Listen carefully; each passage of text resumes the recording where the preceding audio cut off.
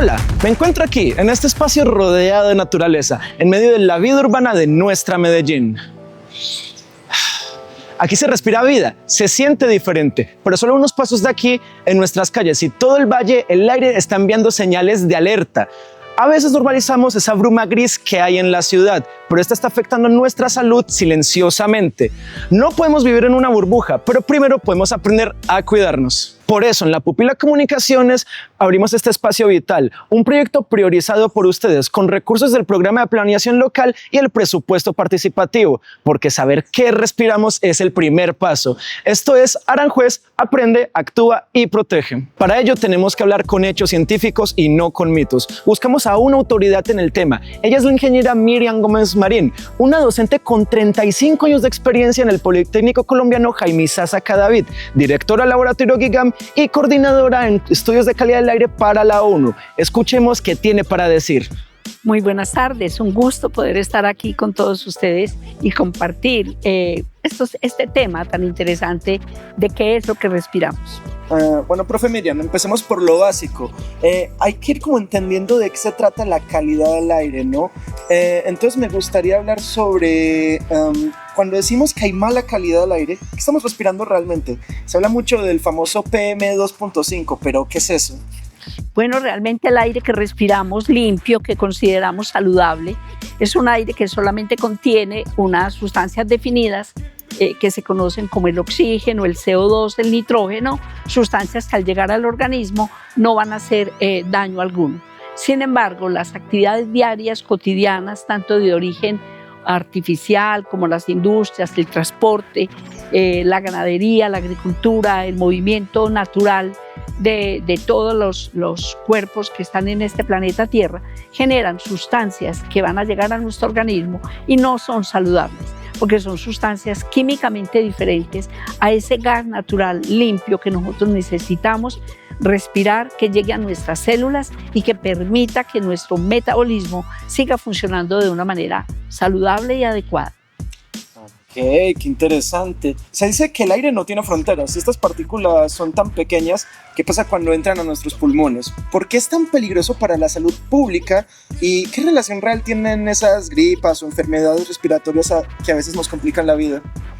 Bien, pues, entonces es muy interesante la pregunta porque esas partículas contaminantes que llegan a nuestro organismo son 50 veces menor al espesor del hilo de un cabello. A ese se le denomina PM2.5.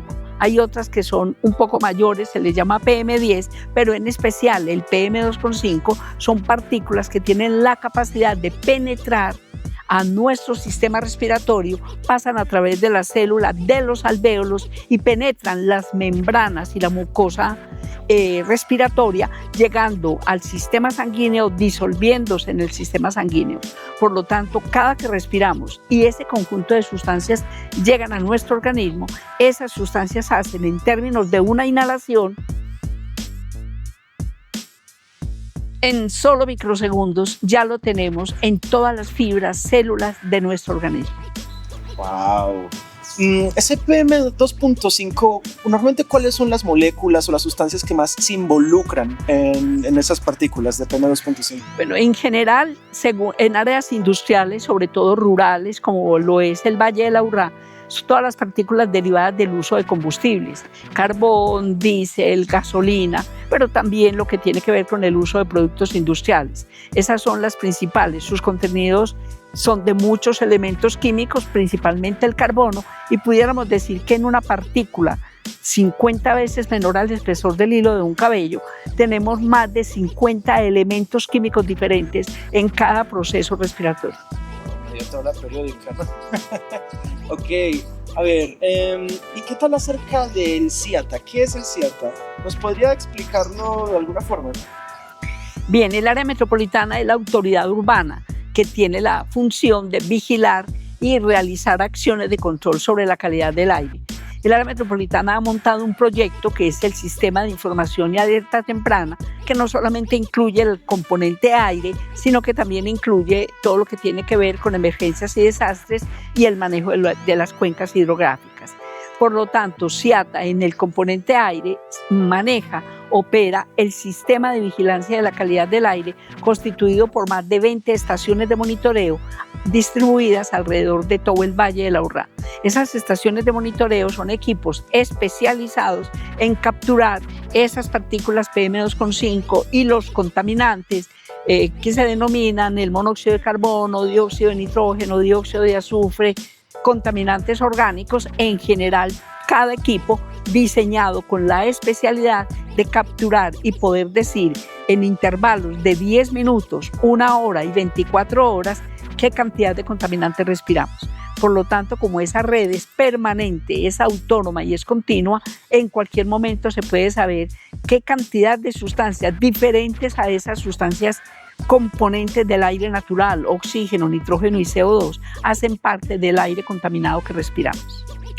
Es bastante escuchado, creo que cualquier persona llega a oírlo, pero a veces escuchamos de alerta naranja, amarilla, roja, pero realmente uno no dimensiona o no entiende qué significa cada uno de esos códigos. ¿Nos podría profundizar en eso como si fuera un semáforo más o menos? Claro, es un semáforo.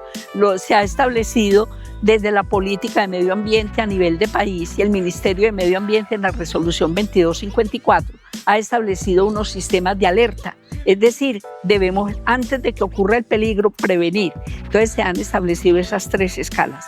La escala amarilla es la escala de una calidad del aire que está muy inferior o inferior al límite aceptable que debemos respirar. Cada contaminante ha sido científicamente estudiado y en ensayos de estudios de salud se ha definido en qué rango de concentración son dañinos. En el caso del PM2,5, en un día no podemos respirar más de 37 microgramos metro cúbico. Es una cantidad muy pequeña en el aire. ¿Y qué significa? Que nosotros, al inhalar esa cantidad, nuestro sistema de defensas lo puede actuar y puede protegernos contra esa cantidad. Ese es el nivel amarillo. Luego sigue el nivel naranja, que está en un tope mayor a 37 con un límite ya de salud donde afecta a las personas sensibles, las personas que tengan preexistencias y especialmente niños y adultos mayores. Se le llama la alerta naranja. Por encima de ese límite de la alerta naranja está el límite de lo que se denomina la zona de peligro, que es la zona ya roja de mayor alerta, y esa ya es zona donde hay que tomar medidas de paralizar tráfico, medidas de suspender actividades escolares, que no se hagan actividades y ejercicios. ¿Listo? Entonces, esa zona la hemos vivido en épocas anteriores, en eventos muy especializados, de manera que la región y todo el programa de vigilancia y control debemos mantenernos en ese nivel.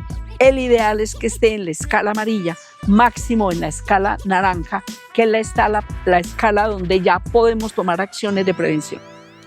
Ok, a ver, y ahora aquí existe el debate de quién es realmente como el mayor culpable. ¿Son las empresas? ¿Son los vehículos? Específicamente, ¿cuáles vehículos? ¿Quiénes son los que más contaminan el aire? Bueno, lo que sucede es que la contaminación del aire está conformada por diferentes contaminantes. Entonces, si vamos a hablar del PM2,5, la actividad del transporte, correcto, el sistema de transporte y el uso de combustibles a nivel industrial son la principal fuente de ese PM2,5 y del denominado PM10, correcto. Pero si vamos a hablar de dióxido de azufre, por ejemplo, es la industria, los que generan y consumen mayores cantidades de combustible que el transporte normal. Y en el caso del monóxido de carbono también tiene que ver con la parte de transporte. Pero hay otros contaminantes que son de origen orgánico, se llama orgánico por sus estructuras, por su conformación, y tiene un origen industrial muy importante. Ok, a ver, esto va a sonar bastante como ciencia ficción, ¿no? Pero últimamente se dice que han estado utilizando técnicas nucleares para estudiar el aire de Medellín. Pero ¿qué han descubierto gracias a esta tecnología que antes no sabíamos sobre nuestra contaminación? Correcto. Esas sustancias contaminantes tienen unos comportamientos químicos. Esos comportamientos químicos, en función de su estructura, de cómo están conformados, es posible detectarlos por energías que se emiten según sus estructuras. Existe, por ejemplo, el uranio, que es conocido como un elemento radioactivo, que solamente en presencia de uranio esa sustancia emite energía y esa energía nuclear identifica. Que es que en la ciencia nuclear empleamos técnicas nucleares donde podemos ubicar en reactores sustancias que fueron tomadas del aire y ese reactor nuclear es capaz de desestabilizar, de medir el contenido de esa muestra de aire que va en unos filtros que es captado y permite determinar por esas técnicas nucleares no solamente qué cantidad de contaminante tiene, sino que nos infiere, nos da incidencia sobre las posibles fuentes. Por ejemplo, uno de los elementos muy importantes que podemos determinar en esta ciencia nuclear es los que se llaman elementos raros. Hoy en día está el talio, hoy en día está el uranio, son elementos que se están usando mucho en las nuevas tecnologías y que ya están en los filtros, en el aire que respiramos. Entonces, las técnicas nucleares son técnicas muy precisas, muy exactas, que nos permiten determinar una gran cantidad de elementos químicos y en qué concentración se encuentran. Ok, ahora que tenemos como el diagnóstico, yo creo que a la gente le interesa más bien como, bueno, ¿y qué hacemos? ¿Dónde está la cura? ¿Cómo podemos arreglar la calidad del aire en nuestra ciudad? Yo creo que tanto la gente de Aranjuez como de la ciudad de Medellín, pues queremos saber ese detalle, ¿no? Entonces, más allá de medir el dato, ¿qué se hace con esa información? ¿Siente usted que las autoridades están tomando las decisiones correctas basadas en sus estudios para mitigar el problema a largo plazo? Sí, realmente, el área metropolitana y muy a nivel de país, yo tengo pues la fortuna de trabajar a nivel de diferentes organismos. Nos basamos en se basan en todos los estudios que nosotros generamos. Nosotros estamos generando la cantidad de contaminante, la composición, el efecto a nivel celular, el tamaño, la frecuencia con la cual es emitida. Esa cantidad que es emitida, que se le llama emisión, es la que regula la ley. Y han establecido planes de gestión de la calidad del aire. En el Valle de la Urrá se denomina el PIGECA, ¿no? Y este PIGECA es un plan constituido por 10 ejes estratégicos y más de 100 medidas de prevención definidas y control para las diferentes fuentes. Entonces tenemos programas de control para el transporte, programas de control para el sistema urbano, programas de control a nivel de industria, programas de control a nivel de estaciones de servicio, y ellos se comprometen en planes de prevención y control. Lo que sucede hoy en día es que estamos aplicando acciones, estamos aplicando medidas y ya se ve el efecto. En el año 2016 estábamos a niveles de la escala roja, donde, recuerden ustedes, paralizaron el transporte, los niños no iban a la escuela, no se podía hacer ejercicio. Hoy hemos bajado más del 50% de esa contaminación, pero hay un pero muy grande. ¿Y cuál es el pero muy grande? Con lo que empecé esta importante entrevista. Es que lo que respiramos es de orden microscópico. Las cantidades son ultra pequeñísimas, y esas mínimas cantidades llegan a nivel celular, pasan a la pared alveolar e intervienen en el sistema de cómo opera nuestro metabolismo y atacan nuestro sistema defensivo, y ya están ocasionando daños a nivel celular y están cambiando su sistema metabólico y están haciendo más propensa el efecto a nivel de cáncer. Eso es lo que se llama el efecto precancerígeno, donde es probable que si nosotros tuviéramos niveles de detección 5 o 10 años antes de que una persona se le declare el cáncer, esta decisión, si se hubiera conocido y hubiéramos podido quitar esa cantidad de sustancias del aire, no tuviéramos hoy esos estados de alerta. ¿Qué es lo que sucede? Hoy en día nos tenemos que acompañar de muy buenas prácticas como ciudadanos, muy buenas prácticas alimentarias, mucha conducta y conciencia ciudadana, porque vivimos en una ciudad. El transporte continúa. Estamos cambiando a sistema eléctrico, pero seguimos usando diésel, gasolina. Las industrias usan calderas con carbón, están optimizando los sistemas de energía, usan materiales, están estudiando para reducir materiales, pero aún así la cantidad que se emite todavía alcanza a ser de alto riesgo para la comunidad. Así que hoy la ciencia, la comunidad, las autoridades tenemos un gran reto, cómo poder optimizar los sistemas de control para que cada vez esa cantidad de partículas que hay en el aire y de gases sean cada vez inferiores y tal vez lleguemos a esos límites donde nuestro organismo ya continúe con su sistema defensivo y podamos tener menos eventos de causalidad en enfermedades respiratorias agudas y cancerígenas. Ok, me alegra que mencionara lo de las prácticas ciudadanas porque es que quiero profundizar en eso. Para nuestra campaña muchas veces nos sentimos impotentes, pero desde casa podemos sumar, ¿no? ¿Qué hábitos reales podríamos cambiar hoy mismo? Tipo de horarios para tanquear, quema de basuras, digamos como 3 tips de oro, así para poder ver qué hacemos nosotros en nuestra casa. Claro que sí. Bueno, lo primero es que somos habitantes que tenemos necesidad de trabajar y movernos, a buscar alimento, a trabajar, a llevar los niños al colegio y normalmente usamos medios de transporte. Entonces, los medios de transporte ideales, los medios de transporte son los principales contaminantes del PM2,5. En la industria tiene otros contaminantes, pero son igualmente dañinos al PM2,5. Aquí lo que tenemos es que actuar en sinergia. No podemos decir que solo un sector es el contaminante, sino que cada uno aporta diferentes contaminantes de ese aire que está constituido por multicompuestos.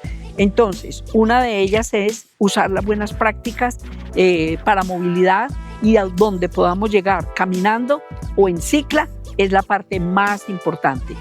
Lo segundo es usar los medios de transporte masivos, importantísimo, y si somos dueños de vehículo particular, tenemos que tener las buenas prácticas de conducción, buen mantenimiento, velocidades, no atropellar, no acelerar de manera indebida, no cambiar de dirección si no es necesario, y lo más importante es las pruebas técnico-mecánicas y ambientales que garantizan que esa máquina.